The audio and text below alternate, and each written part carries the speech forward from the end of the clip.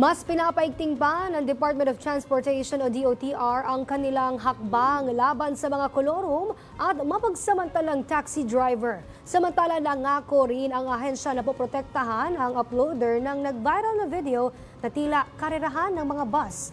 Ang buong detalye ihahatid ni Kate Renya. Sinimulan na ng Department of Transportation o DOTR nitong June 21 ang kanilang crackdown sa mga illegal operator at overcharging taxi sa Ninoy Aquino International Airport o NAIA. Sa press briefing na ginanap sa Malacanang, inihayag ni DOTR Secretary Vince Dizon na as of today, nasa 11 taxi operators na ang nahuli dahil sa pagsingil ng sobra-sobrang pamasahe sa mga commuter. Alinsunod ito sa kautusan ni Pangulong Ferdinand R. Marcos Jr. na siguruhin na hindi mapagsamantalahan ang mga pasahero sa airport. Sinuspindi na rin ang mga nahuling taxi operator habang iniimbestigahan ang pagsususpinde ng kanilang prangkisa. Ipinaabot rin ng kalihim na nakakaperwisyo ito hindi lamang sa mga Pilipino kundi maging sa mga turista na dumadayo sa bansa. Nakikipag-ugnayan na rin ang DOTR sa bagong operator ng NAIA. Minomonitor ng LTFRB yung mga metro ng mga taxi sa airport, no? Hihingi tayo ng report sa kanila kung ilan na ang na-recalibrate o meron ba silang nahuling dinadaya ang metro. Pero lahat po yan at hindi po tayo titigil. No, araw-araw pong nandyan ang LTFRB at LTO ngayon.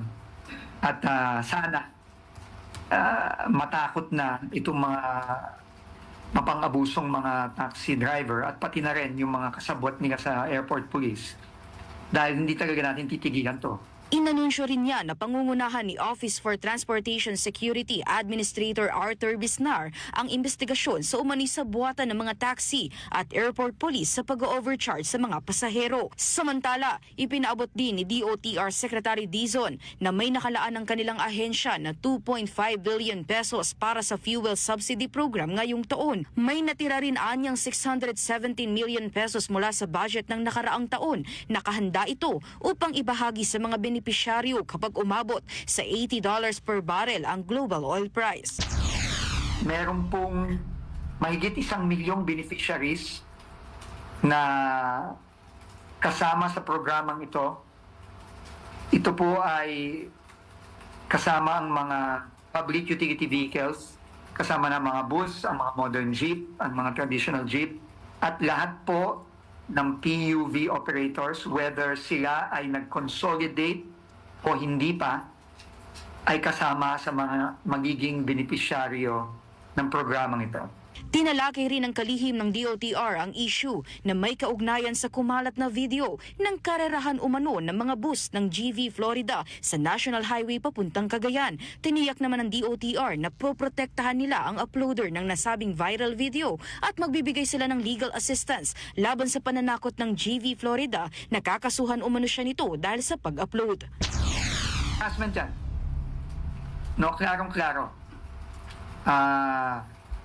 In fact,